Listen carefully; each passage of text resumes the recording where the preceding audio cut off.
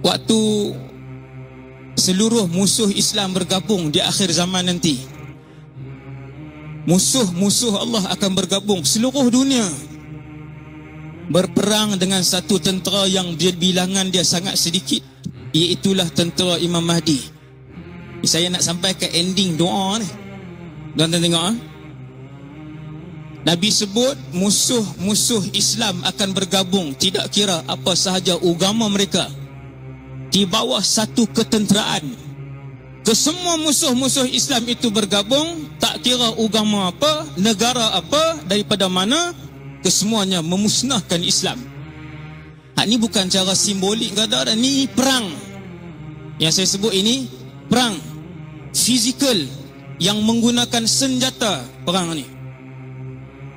Maka berhimpunlah mujahidin Islam di bawah pimpinan seorang daripada keturunan Rasulullah, Muhammad ibn Abdullah al-Mahdi, Imam Mahdi. Dia himpun.